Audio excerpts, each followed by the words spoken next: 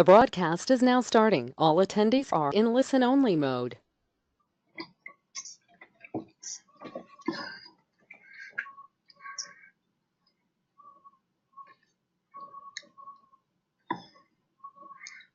Hello, everyone.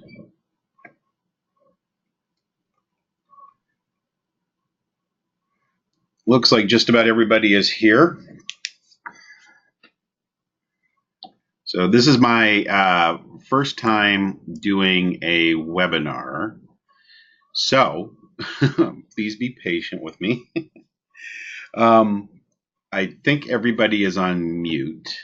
And that I don't know how to fix. But I think I can see here if people ask questions or they raise their hand or what have you. So if you have a question, please use the buttons, I guess, that are on here. And oh, yeah, Matt, you did test it, so thank you. Okay. Okay. So I'm going to go ahead and get started. If you do have a question, put your hand up or let me know. Oh, good. Okay. Thank you, Matt.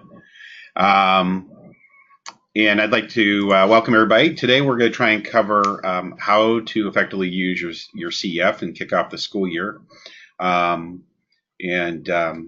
cover just some key items on the CEF process and what we're going to do. So I'm moving on to the agenda.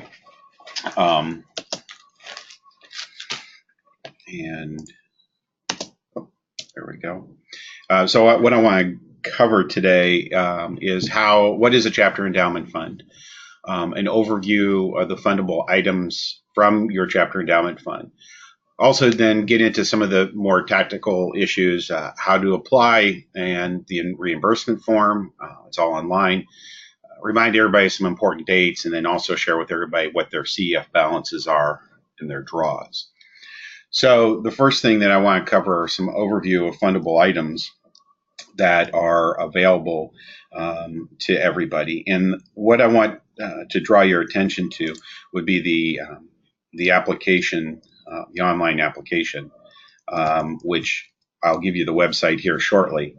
But it provides some very good general guidelines. You'll when you click on the link, you'll get a basic overview and some of the chapter endowment funds that exist. We recently had a couple, established in addition to these, so this list will be updated in the very near future.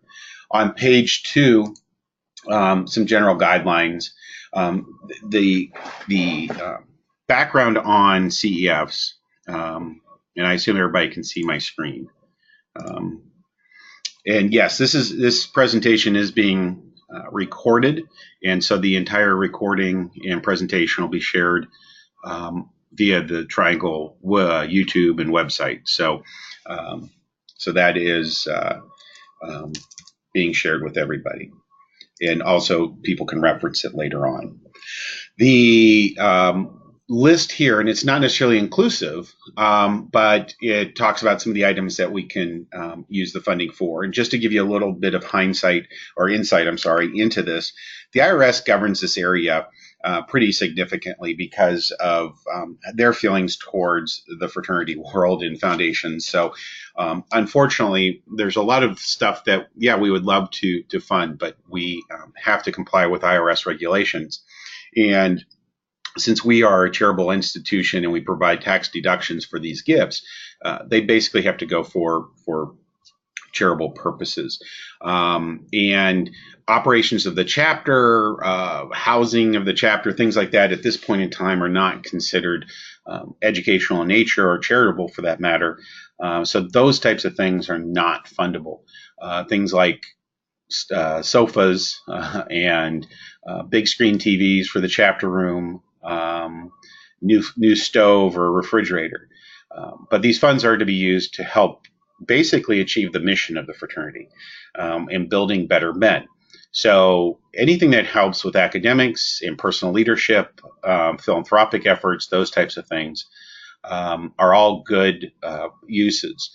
So this list here is not completely exhaustive. I mean, we can add to this as new ideas come up, and certainly things like our brand new relationship with First Robotics would be something that would be a good thing that I should add to this list.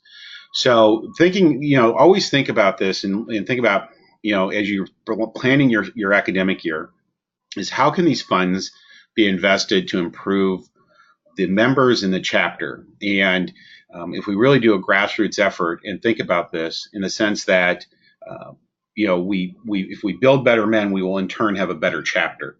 So if we're providing them the skills and the training as individuals, then they, ideally will come together and support the chapter and improve the overall chapter, whether it's your average GPA or anything else related to that matter.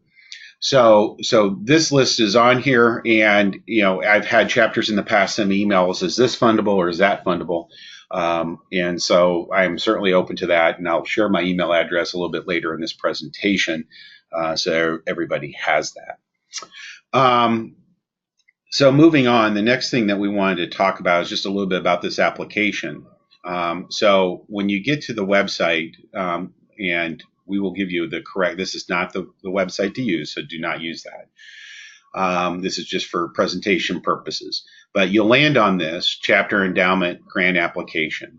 And the key thing, before you go and do anything else, please click on the box, save your progress to resume later, and fill in the information confirming your password and clicking save.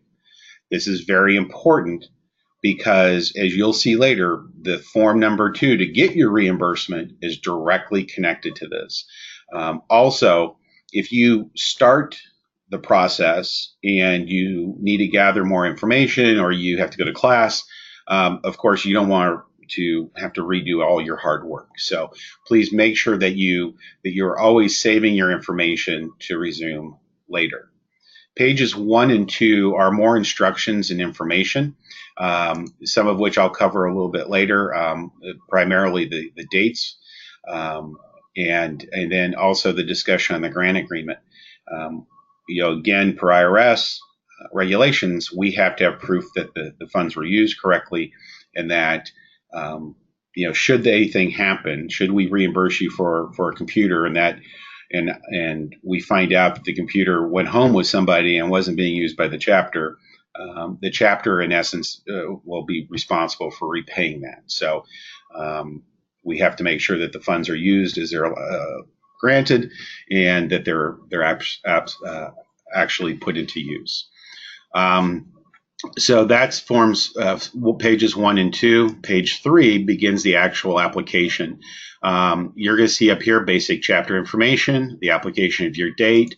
You'll be able to drop down for your chapter. When you drop down for your chapter, it will default to your options. So, for example, Pittsburgh has 2 funds. Pittsburgh. You'll see that you have the option to use the Melissa and John Gargani Fund or the Pitt Chapter Endowment Fund. Armor, you'll have another fund added to your list, as well as a couple other chapters that have 2 separate endowment funds. So it automatically defaults there. Grant coordinator name, this is the person that I will be contacting if I have any problems, and the person is going to be responsible for this grant application. So it's important that person be knowledgeable of this information and understand what the program is, and be able to and be held accountable if there's something that goes wrong. So it's important that person responsible for this application. You can have different people in the chapter responsible for different applications. It's just my go-to person. The coordinator phone, the way I can reach out to that person, whether that's the cell phone or if they have a landline. Does that exist in chapter houses? I don't know. And the direct email that it will be responded to, not your spam folder or your junk email address you give out. Chapter mailing address for the chapter. This is just for record keeping. We also like to keep track of the chapter officers. So even though there might be a duplication for the coordinator, please complete these key officers chapter president, chapter VP, and treasurer. And then we would also, if you do know, these are not required. If you do, I would like to know who your alumni president is. In some of the chapters, coordination with the alumni group, like Marquette, that's expected. And chapter advisor, everybody should have these two positions, but if you don't, I understand that, but please complete that. So page one, pretty simple of the actual application. Moving on to the next page, program information. So the name of your program, I need to know how much you are requesting for the program, and then categorize it based on one of these options in the drop-down areas. If you ever have a question, something doesn't seem to fit, please let me know, and we can discuss that.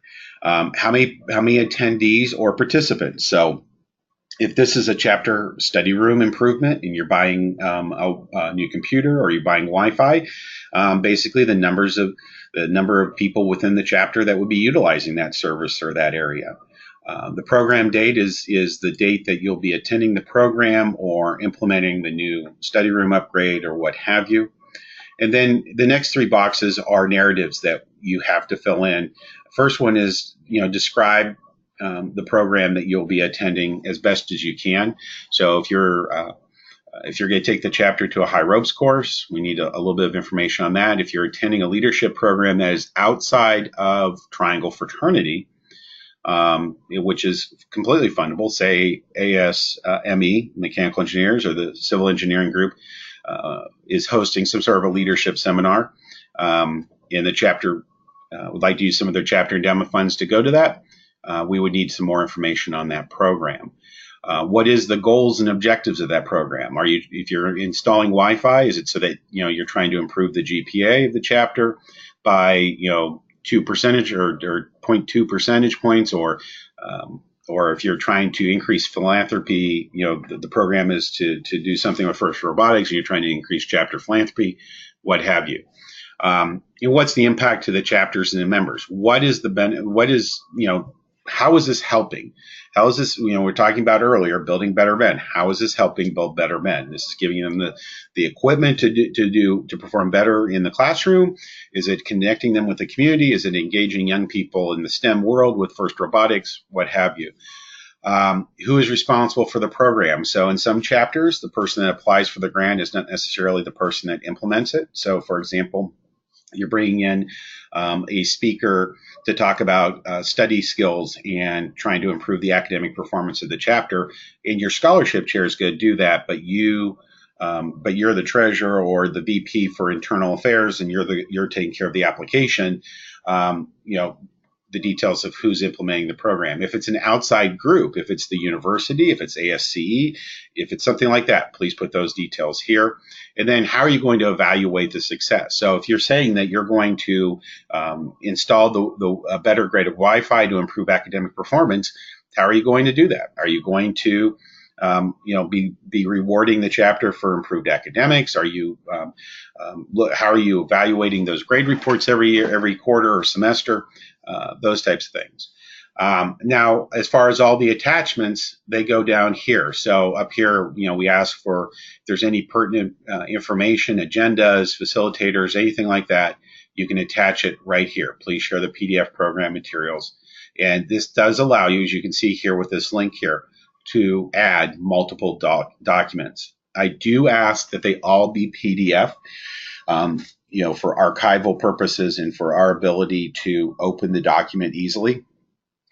Please convert anything you are sending to us into a PDF. I would greatly appreciate that. Do not, take a picture with your phone and make it a TIFF or something like that. Please make it a PDF. You're all engineers, so I'm hoping you all have that capability.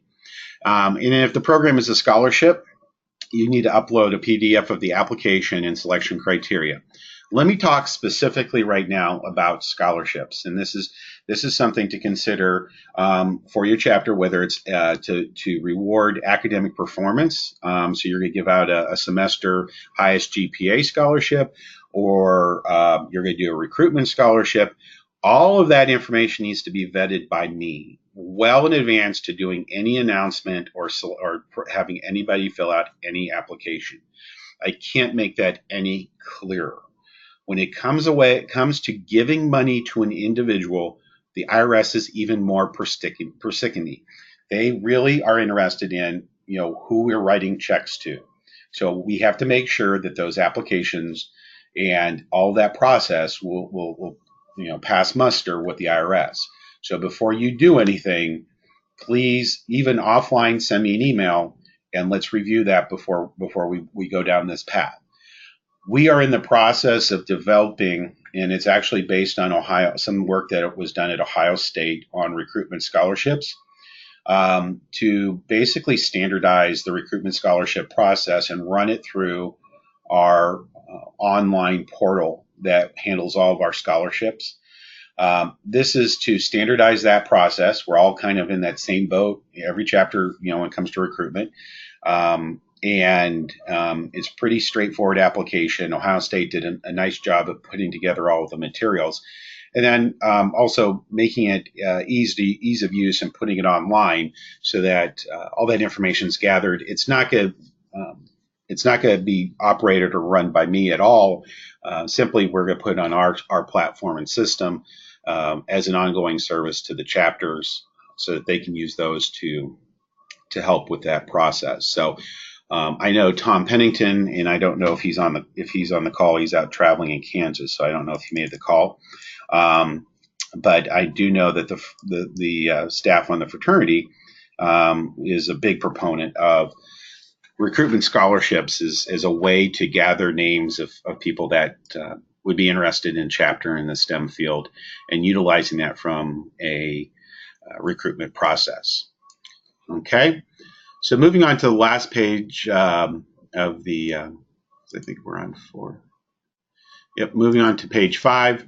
Now we're getting into the financial, and this is where I need as much detail as possible, either in an Excel spreadsheet, a Word document, what have you. Create a budget and show us, the income and the expense. So if you're doing a larger philanthropic event, and you are co-sponsoring with Phi Sigma Rho, and they're putting in, $500, and the chapters could put in $500, and you've got some other sponsorship, and then the grant, you're looking for a grant for $1,000. That type of information we need to know.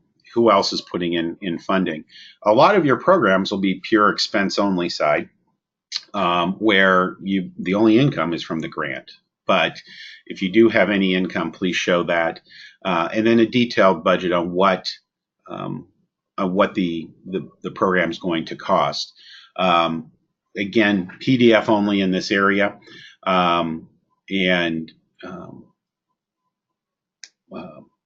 under here, we can also add more details of other funding support if you're getting anything from the alumni, that type of thing. One thing I do want to point out on page 4 that does need to be added under to describe the program of pertinent information. If you are purchasing equipment, if you are purchasing anything like that, this is where you are going to put that detail in. So, a lot of the chapters do a very good job of doing this, but they itemize. They go through their research through Amazon or eBay or whatever online sources that they're using to source their products, and they are able to provide model numbers and information and what the price point would be for those items. Don't forget, of course, that there is tax. So, and that tax is reimbursable. So, if we're buying a computer, and you're going to have to pay shipping and tax, that's, make sure you include that because that is fundable within the program. So back here to the financial information and the details. And then the last thing is to complete it. And basically, this is just you signing this form saying that you agree to these points, that you're going to use the money as you say you're going to do. If you don't do it as you say, you're going to return it. Sign title, date, and time. So pretty straightforward application process. We've tried to make this as simple as possible, putting this online. What will then happen is that once you do that, you'll be taken to a form that looks like this. Okay, you cannot complete this form until the program is over. This is the grant reimbursement request form. So in this part of this form will already be pre-populated based on your input into the previous form. Again, save your progress, click save, reserve later. Make sure you remember your password. I did have some guys email me over the past year and say, I forgot how to log in with my password. So make sure you remember your password. So once you apply with this grant and you hit enter, you hit save and submit, I get an email on my end that says that you have submitted a grant application. I'll review that grant application and I will reply back to the grant coordinator with my approval or with more questions or commentary. And once I send an email that says your grant is approved, you can proceed. It's very, very important. And again, this is also per IRS guidelines.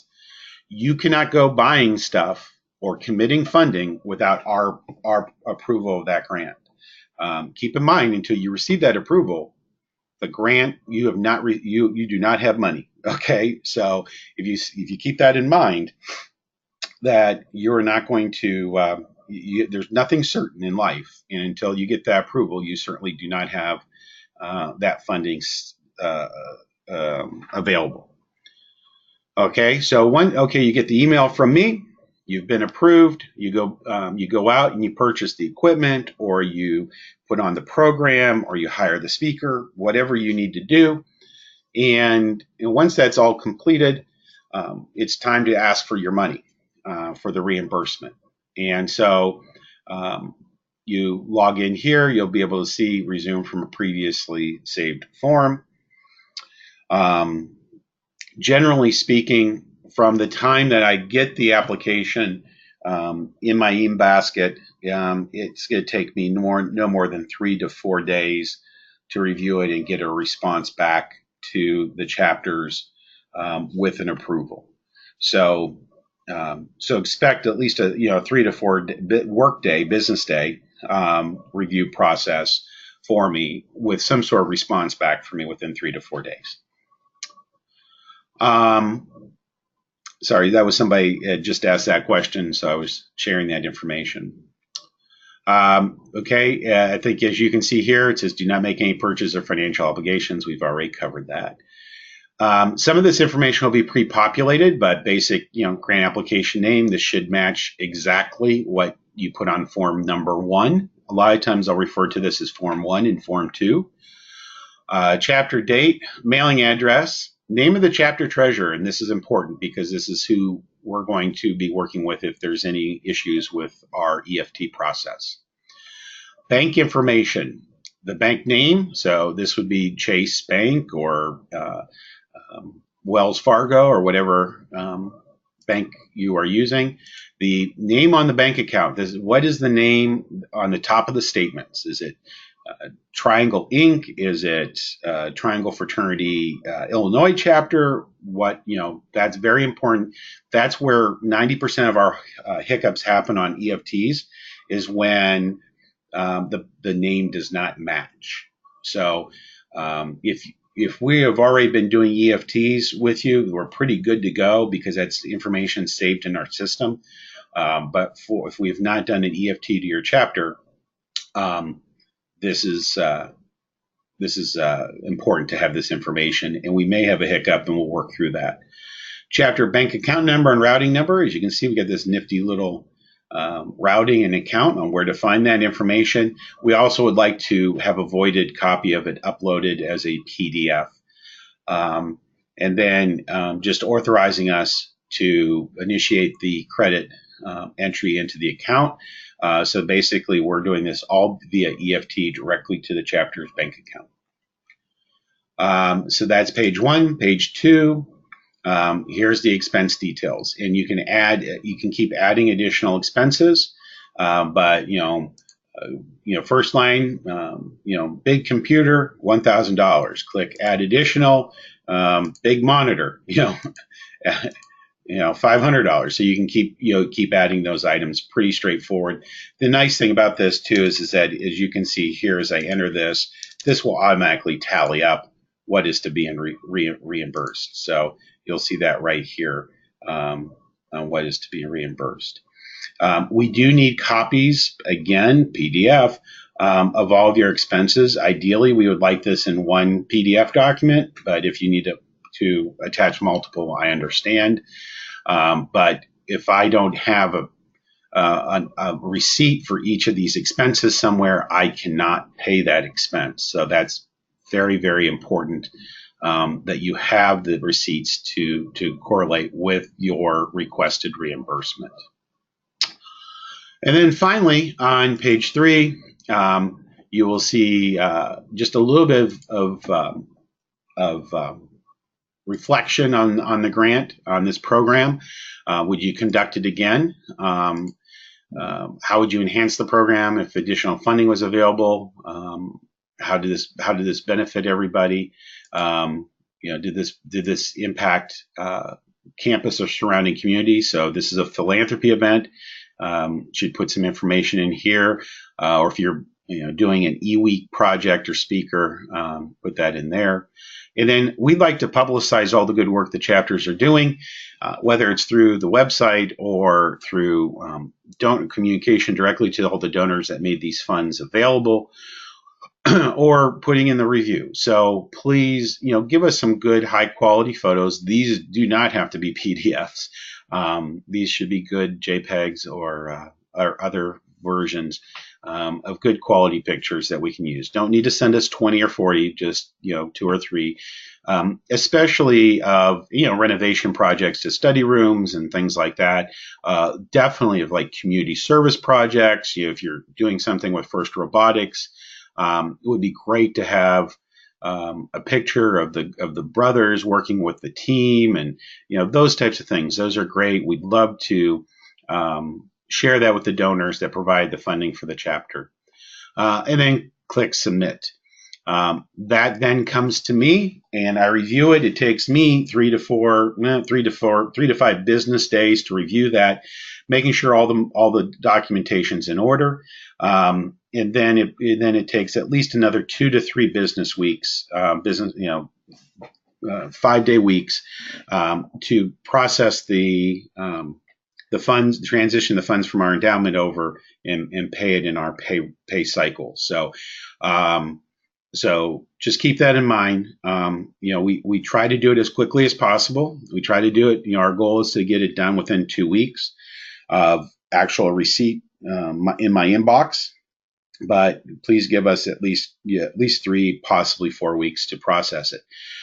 When it is processed and the EFT is initiated, Tina Stidham with the headquarters will send an email to that treasurer that is identified here on page 1.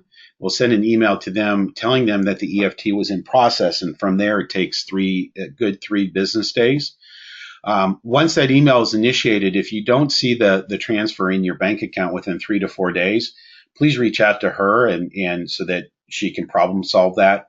Again, sometimes there's a hang up if it's the first time we've transferred money with the matching of the name on the account, or we may have gotten a routing number or something like that incorrect. So that's the process on the reimbursement side of things. So I'm going to move right along, and as you can see, we've covered the fundable items. We've reviewed the application process. And then the important CEF dates, May 30th is the absolute deadline. So our process this is on an ongoing basis. And so as you have programs that have surfaced, you can submit those at any point through the school year up until May 30th. On June 1st, the online form will go away. It actually shuts off, and you will not be able to do any more grant writing after that for that school year.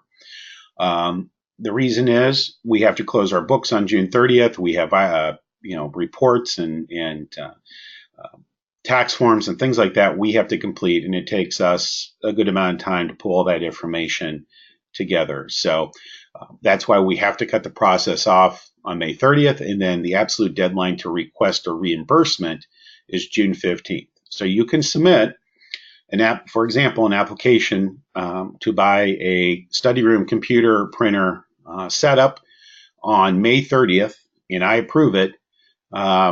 You have until the 15th to submit form number 2 for the reimbursement to receive those funds.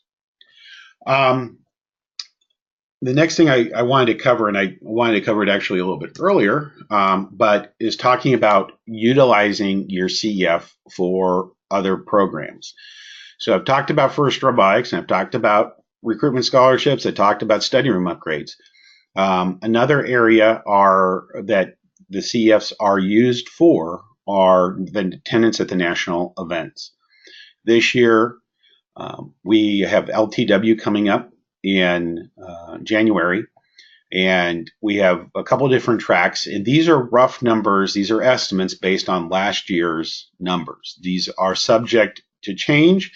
I'm only providing this for budgeting purposes so that everybody has these numbers available so that they can at least plug them into their budget in looking at how to utilize their funds. Keep in mind, if you want to attend membership education, the full price of that program is over $300. The chapter will be responsible, or you or the attendee, for the full registration unless they use their CEF portion, which is 80% of that number, so $260. Every chapter has that option to not use their chapter endowment fund to attend an educational event. I don't think that's rather smart, and I would not encourage it. I think that there's a lot of valuable information at those programs that help benefit the individual and benefit the chapter. So I strongly encourage you to maximize your participation in the programs as you can based on how much money is available in your grant program. So this is the time in September to be thinking through your school year and putting together how you would like to use your CEF funds and how many people you would like to send to these programs. So membership education form, finance track, development, marketing, and sales track. There's also regional events that will be announced. So there's funding. You can use your CEF to attend that. I know that Michigan Tech used a large amount of money not that large, but a good amount of money to send basically their entire chapter to Michigan for the Catalyst last academic year, help cover their transportation and housing. So that's an example of attending an event and utilizing your CEF. UIFI, Undergraduate Interfraternity Institute, is a fantastic program put on by the North American Interfraternity Council. It's held during the summer, and certainly you can use your chapter endowment fund to send members of your chapter to that program. I have seen those that have attended that program come back with a fire in their belly to do some good. And so it's a good investment by the chapter and a young leader that you're looking at to make some positive change in the chapter. So think about that. And keep in mind that these numbers are per person. So based on how much money you have available, you can send multiple people to these different tracks and programs. This school year is not a SCOBY year. That falls into next academic year for us in our financial planning purposes. So that's why that is not on here for this year, but it will be on when we do this. Well, it already happened, but it'll be in it for next year. Also, think about recruitment scholarships, chapter-based leadership training. Take the chapter to a high ropes course. Talk to Ariel or Tom about on-site programming that would be specific to your chapter and your needs. Think about utilizing outside resources to do a chapter-based programming. FIRST Robotics and Philanthropy. We've got a new partnership with FIRST Robotics. Funding here is available, through your CEF for that, as well as philanthropic activities. And in classifying philanthropic activities too, I'd say, programs that benefit the entire Greek community or the entire university. I know Marquette is talking about bringing in, has done it in the past. They brought in a sexual assault speaker for the entire campus, and they're also talking about bringing in another speaker this year. We've done, a lot of the campuses have e-week or engineering week. What a great opportunity to sponsor something in connection with that, whether it's a speaker or a program, and really get the word out about Triangle among your target market, and also build tremendous goodwill with the School of Engineering, College of Engineering, the dean and the staff and the faculty. As we're all aware, fraternities are not necessarily,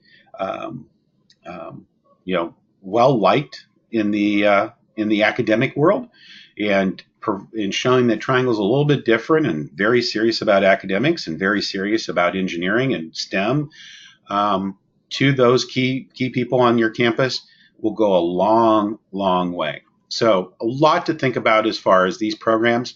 But as you're building your budget, please make sure that you are budgeting now to send people to LTW. These programs are extremely valuable.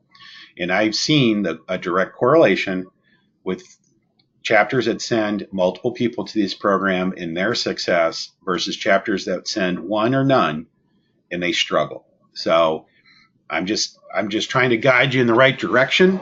And so certainly as you're looking at your funds available, please consider that. I talked about the application website. Here are the two locations that you can find to use the website. This one will take you right to the application, and then you can also access it on the Triangle Education Foundation website. And just to show you real quickly, that website and some of the content there that's available. Excuse me. Oh, it's right here. If you go to this chapter endowment funds, some information, again, duplication, but some information about chapter endowment funds.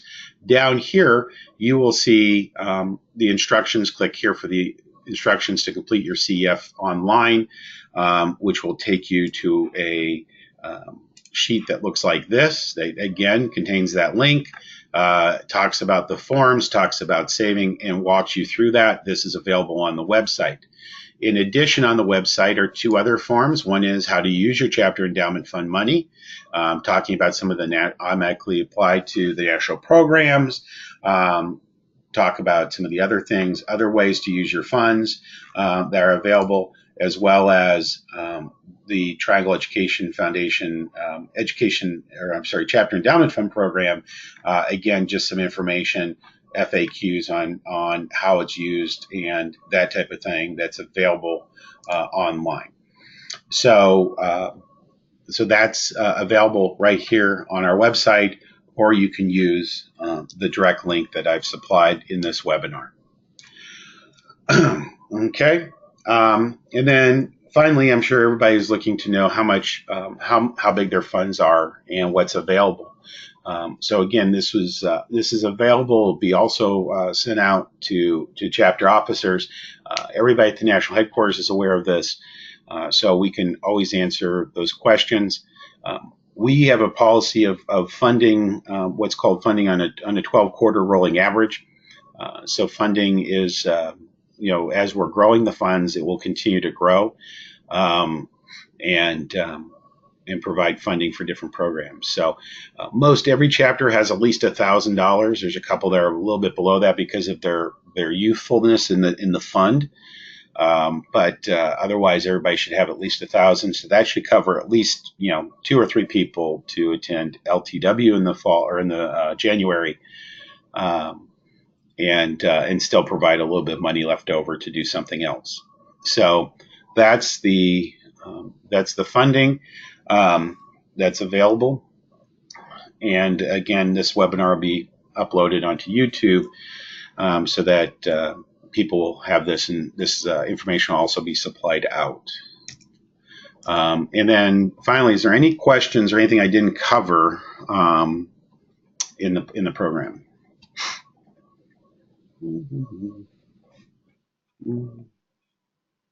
Okay. Is everybody still there? Everybody awake?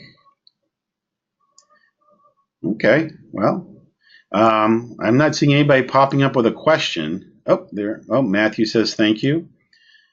Um, Scott, can you explain more about philanthropy? Okay. Pete asked about Pete Setta with Ohio State asked a little bit about philanthropy, and so basically, we're talking about something here that's 100% fundable through the IRS, and that is the chapter's participation in in a charitable cause, a C3, what have you. So, and this can take the form of a couple of different things. This can be participation in a philanthropic event like Dance Marathon.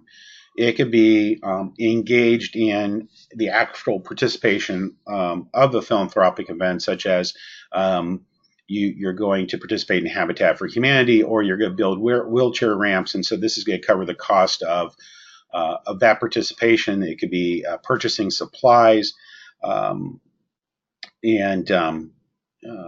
wood and things like that to produce the actual wheelchair ramps. Um, it could be funding of direct charitable gifts, first robotic teams, things along those lines. So those are some examples of philanthropy, but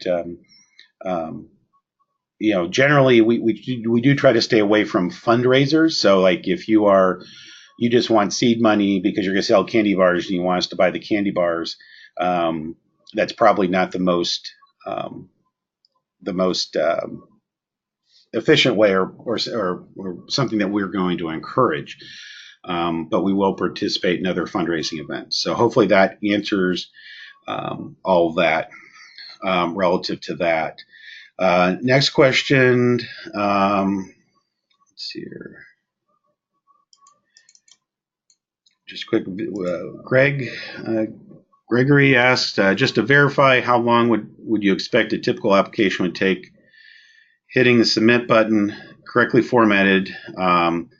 As I said earlier, expect 2 to 3 work days. There are days that it's going to be less than a couple hours if I'm sitting here at my desk and looking at the email and I have the time.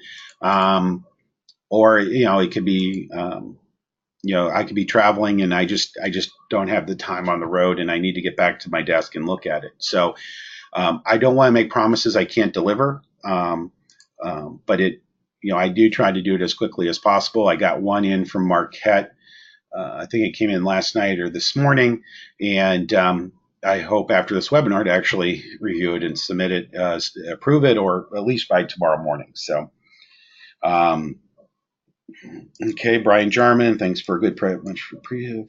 This is recorded, and it will be handed off to Ariel to be put into our YouTube account, I believe, and I will find out more about how to access it that way. But I believe it's in the YouTube, and which is also a link on the website, the triangle.org website.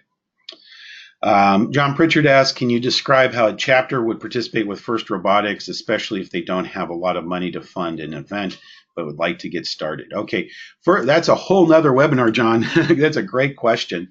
I will give a very quick response, but I think that warrants a whole nother webinar talking about FIRST Robotics and how we can participate. First and foremost, FIRST Robotics needs people. They need bodies. That is what makes it a great relationship for Triangle. They need that more than they need money. They are very lucky, and they've got some very strong corporate citizens out there that are providing funding for it. Now, I'm not saying that they won't turn funding away, but they really need people. So a chapter has an opportunity to participate with a team. The other beautiful thing about FIRST Robotics is it exists or could exist anywhere. It's not like other charities where you either have to physically go somewhere else on a mission trip or something like that. If there is some sort of education environment around you, grade school, middle school, high school, you can get FIRST Robotics going at some level. Keeping in mind there are 4 different programs. that First Robotics offers. They offer 2 different Lego competitions. The first one starting at the kindergarten level. They offer, and then the other moving up to like 3rd grade, and then the 4th grade through 6th grade is another Lego competition. They have like a junior level robotics program that could go through high school, and then they've got the major First Robotics competition, First Robotics. So there are programs at all levels. And so the number one way to get involved is to volunteer, is to figure out, working through the headquarters on where our team's available and how they can serve as mentors. It could be working directly with a team um, on an ongoing basis as a mentor, because these teams need people to mentor, and people that have some sort of STEM background. And it's amazing. It takes people from, you got electronics, mechanical, computer, you name it, are engaged in this process. So they need the different skill sets and the mentoring of these young people. At the chapter level, or I'm sorry, at the individual team level. But then there's also these competitions that are very volunteer driven and volunteer oriented. So even if it's not in a daily basis or an ongoing basis with a team, you can be working on a volunteer basis with the state or regional events, competitions that happen throughout the course of the year.